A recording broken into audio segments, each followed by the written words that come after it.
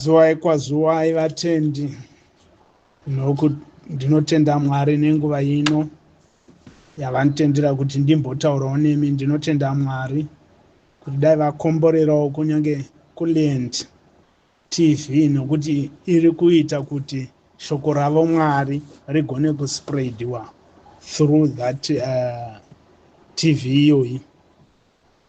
Ndiri kuuya kwamuri zvekare ndine nyaya ndine kapaseji kandiri kuda kuverenga. Shoko redu ratiri kuda kuti munzwe muzuva ranhasi togona kuriwana muna zvakazarurwa 12 kubva pavhesi 1 kusvika pa4. Vhesi 1 yoti chiratidzo chikuru chinoshamisa chakaonekwa kudenga. Mukadzi wakanga akapfeka zuva, mwedzi uri pasi petsoka dzake, nekorona ine nyeredzi 12 pamusoro wake. Vhesi 2 yoti akanga ane mimba akadanidzira kukuru nokurwadziwa sezvo akanga ave kuda kupona. Vhesi 3 yoti ipapo chimwe chiratidzo chakaonekwa kudenga chikuru chinoshamisa, nyoka huru shato tsvuku ine misoro 9 nenyanga 10 nekorona 9 pamusoro yayo. Vhesi 4 yoti muswe wayo wakatsvaira chikamu chimwe chete muzvitatu yenyeredzi kubva kudenga ukadzikandira pasi. Shato iyi yakamira pamberi pomukadzi akanga ava kuzvara kuitira kuti iparadze mwana wake kana angozvarwa.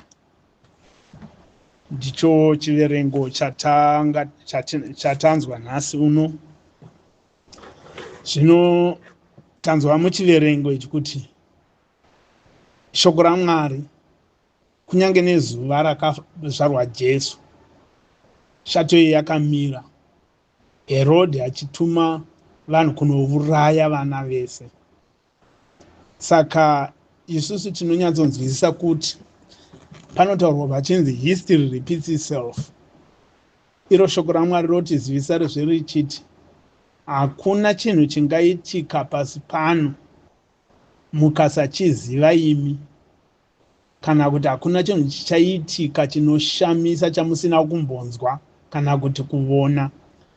Saka izvozvo zvakamboitika zvinodzoka zvoonekwa zvenemwe mutoo. Ndiri kuedza kutaura kuti kudii?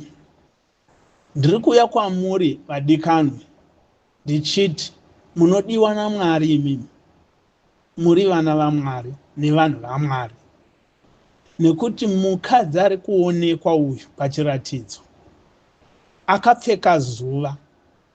Mukadzi mushoko raMwari akamirira chechi, uye pashoko iroro ratiri kutaura mukadzi uyu akamirira nyika yedu yeZimbabwe.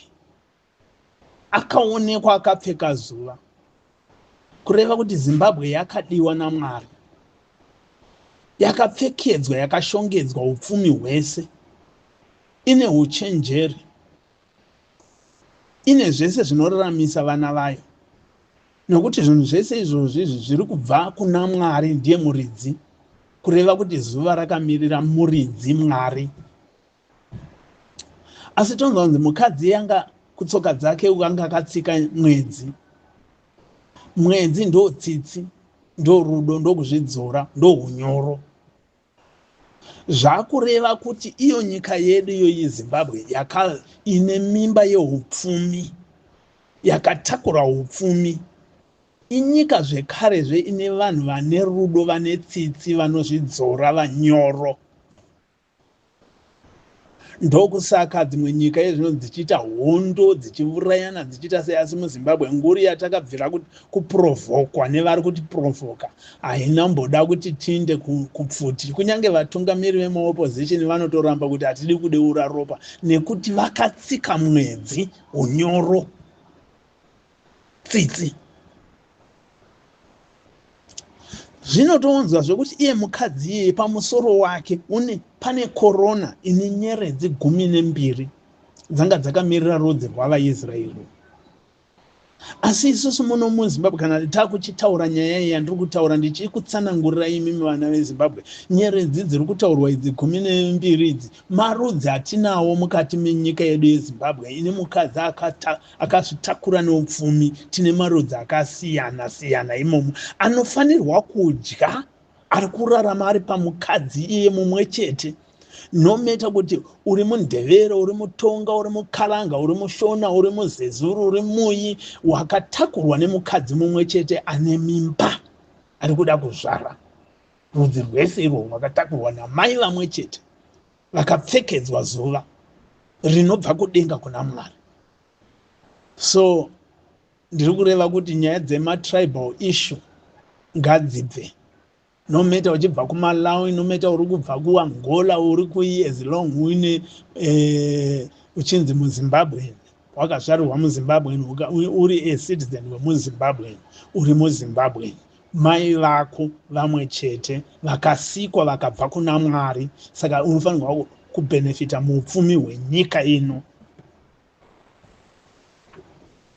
Tozonzwa kunzi mukadzi uyu akadaidzira nokudaidzira kukuru kunorwadziwa nokuti akanga oda kuzvara, kubatsirwa. Mukadzi kana unobatsirwa anorwadziwa, ochema. Saka chinzwa nyika yedu yachema nekuti ine upfumi hunofanirwa kuenda kuvana vayo, asi hwalutwa, hwatorwa. Saka nyika yakuchema. Mukadzi uyu ndo nyika ine upfumi hwese yakuchema nekuti upfumi hwaenda, uri kutakurwa. Netumachaina tunenge zvimijuru zvausingazivi kuti zviri kubva nekupi zvakadaidzwa nanyiko izvozvi. Mukadzi wachema uyu. Nyika yaparadzwa, upfumi huri kuparadzwa, ndokusaka mukadzi achema uyu. Saka vanhu vachichinzwa mukadzi achichema vanotarisa voona kuti wakazvitakura, ari kuchema kuda kubatsirwa kuti asununguke. Ende tinoona tinobatsirana naye kuti tione kuti mwanaye achazvarwa ipapo. Tichiri kutarisira mimba yemukadzi kuti tione kuti iri kuzvarwa anozvara chinyi, vanhu vachitarisira vachinzwa kuchema kwake, asi vakatarisira mufaro. Kureva kuti nyika kana ine upfumi tinomborwadziwa tichichera zvinhu zvicherwa zvacho zvinotirwadza tichizvichera, asi patinozvibata tichizviunganidza tichizviisa apa zvinofanirwa kuti zvitisunungure zvoinjoiwa nemunhu wese. Tiri pakutarisira kuti zvinotichiinjoya zvinhu zviya zvabuda zvatanga zvichicherwa kuti zvichitibatsira, ndokubva paonekwa zvechimwe chiratidzo chinoshamisa chikuru kudenga zvekare. Ichi ndo dragon, shato huru, nyoka huru tsvuku yadzika manje vanhu vakatarisira kuti mai vaya vakuzozvara vakuzobatsirwa mwana. Ndomba paonekwa shato huru tsvuku ine misoro 9 nenyanga 10 dzine korona. Shato huru tsvuku iyi yakamira ZANU-PF nekuti ZANU-PF ichibva kuhondo vanhu vakafara, vakave nemufaro uya wekuti tazosunungurwa, takuchifamba pamadiro, takuchiitawo zvinhu zvedu zvatinoda, takuchiwanawo upfumi, takusheyiwawo minda, takuwana chinyivhu rave redu. Zvese izvo zvachiuya zvakanaka, tichiti zvinhu zvakutotifambira. Ndokumva zvetatoona zvekuti that dragon yatiri kufunga kuti yakauya kuzotisunungura yatouya yatotsuka futi, yatoshanduka manje. Nokuti kuya kwayakaita kaZANU-PF yakasvika ichiti ZANU-PF chiwororo. ikati ZANU ndeyeropa.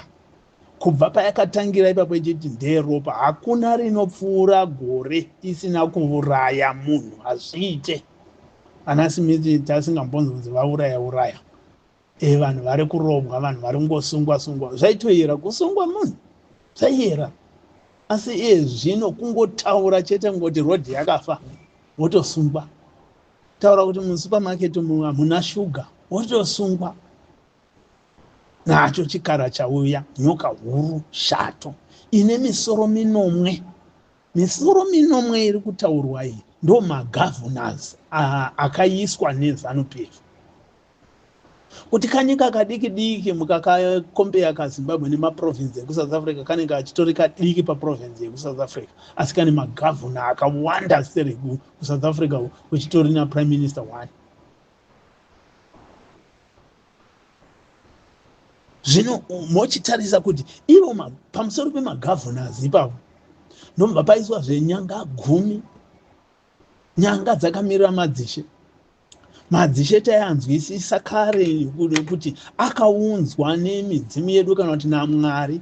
Madzishe aichengetedza vanhu vavo, madzishe aitongera kururama, aiyananisa, aikurudzira kunzwanana, aikurudzira wanano, aikurudzira zvese zvakanaka, achiramba zvakaipa. Madzishe aitoita munda wawo, munda washe wainziko iwoyo, ndiko wamunonzwa vanhu vachitaura kuti zunde ramambo. Vanhu vachienda kunorima ikoko, kuzunde ramambo ikoko, vachinosakura nekudzvara nekurima nekuita sei, vachikohwa voisa mudura ramambo, kuitira kuti kukaita nzara, chikafu chotorwa mudura ramambo chichipiwa vana venzvimbo iyoyo kuti pasawane anofa, ende kwaisafiwa nekuti madzimambo aichengetedza vana vavo.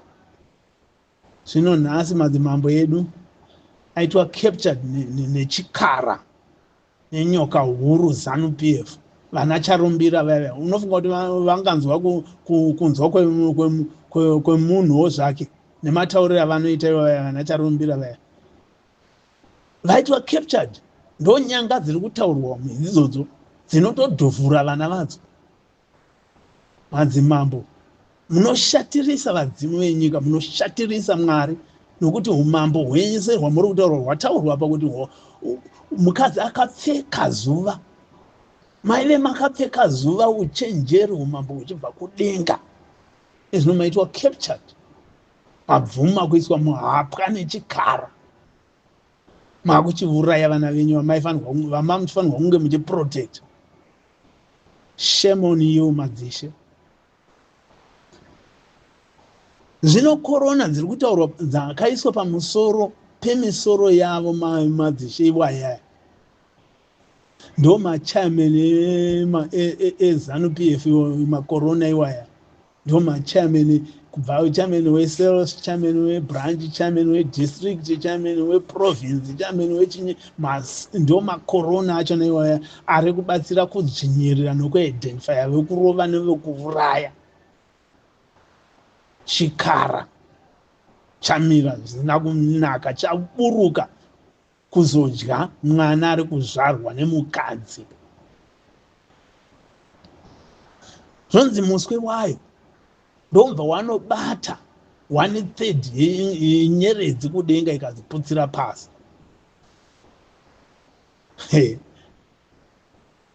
Ndo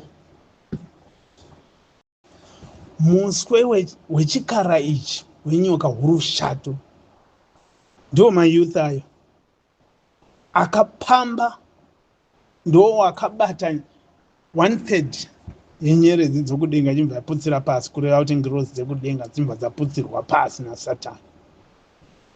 Saka ZANU-PF inoshandisa mayouth, vaidentifyiwa nemachairman nechinyungu, masel kumai kunogarwa kwese nemachifi kubatsirana kuudza ZANU-PF kuti kune ari kuramba kusapota iuko.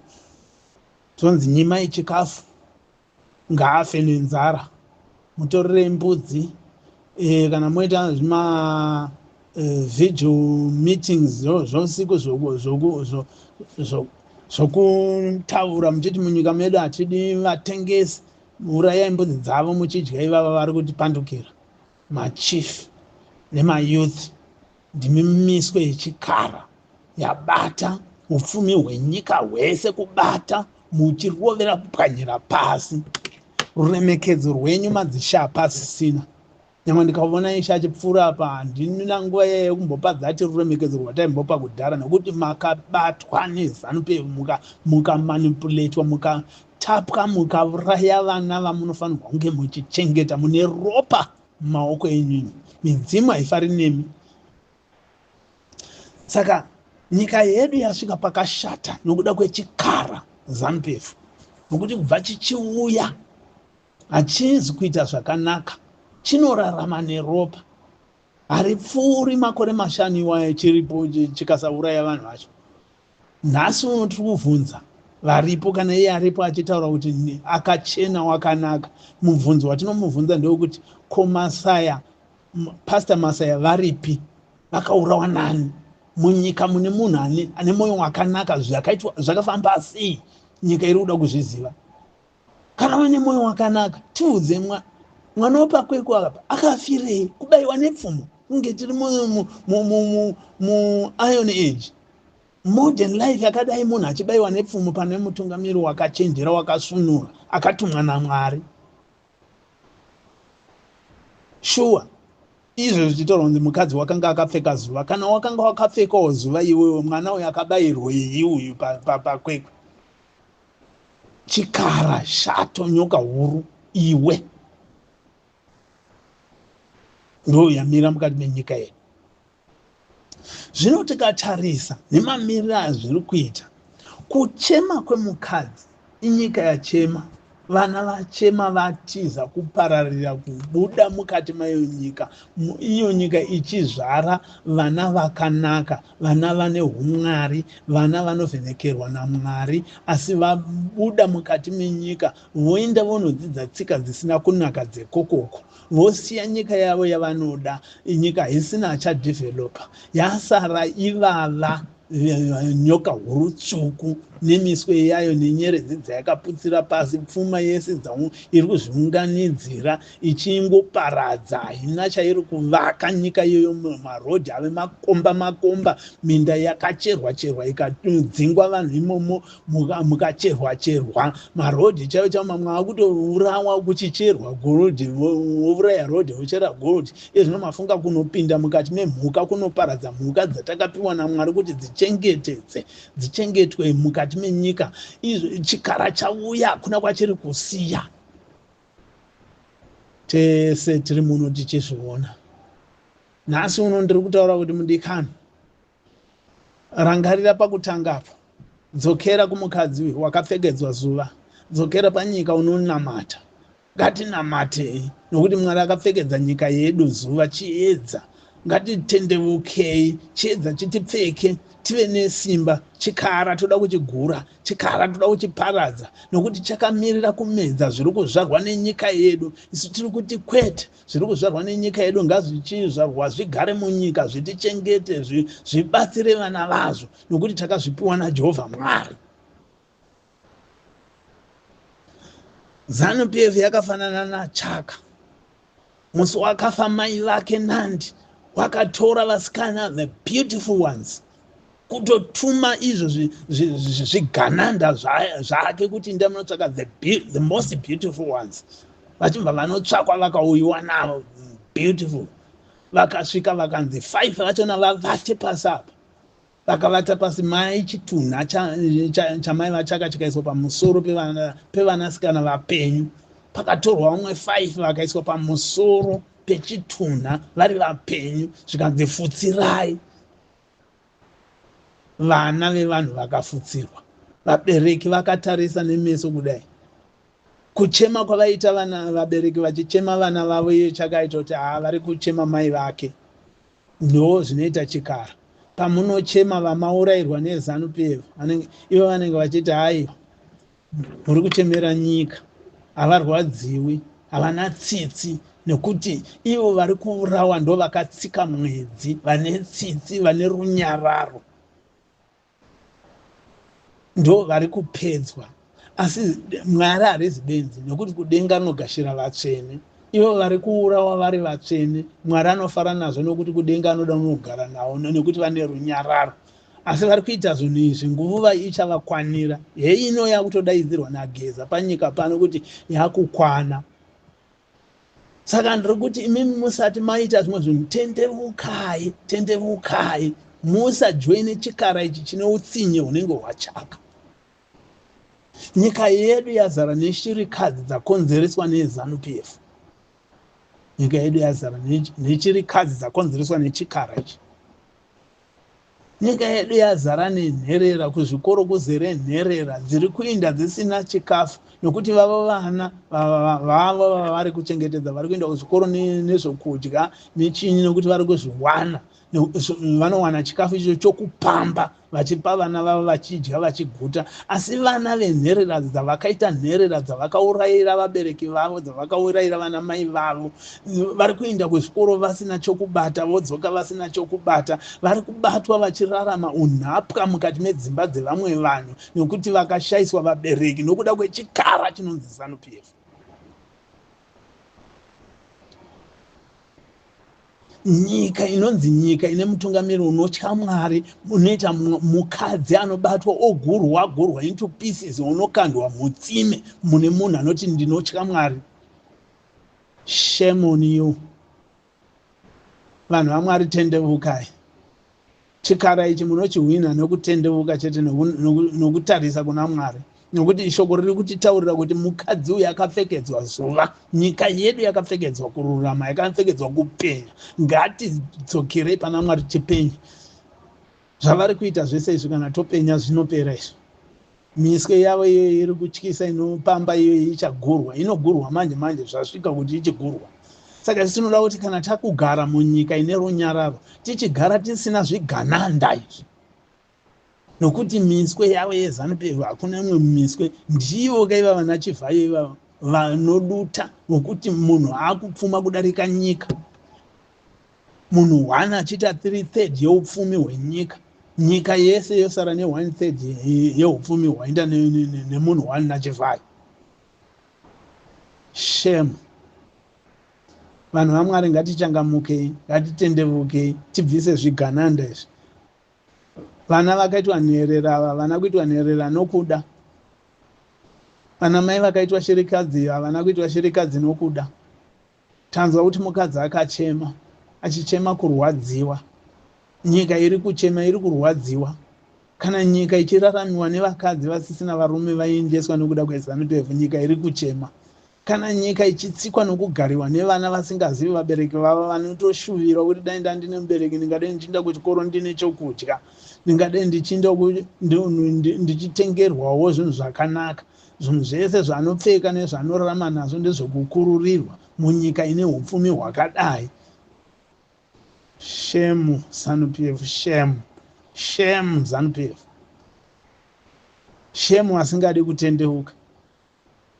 Munomanipulatwa neZANU-PF. Shame kumayouth eZANU-PF. Shame on you. Nyange muchinamata kuchechi ipi neipi, unganamata uri kuRoma, uri kuHwisiri, uri kuye, as long uchinamata uri youth yeZANU-PF, hauzi mutendi, hauzi munamata. Uri kusapota chikara, uri kunamata chikara. Nekuti chikara ichi chinofamba neropa. Mwari azwe ropa. Mwari ndewetsitsi, Mwari ndewerudo, Mwari muvaki, Mwari muyambudzi, Mwari munyaradzi. Shame. Nyika yeZimbabwe, tendeukai. Tendeukai, tirwise chikara ichi nemweya mutsvene waMwari. Mweya unotirwira.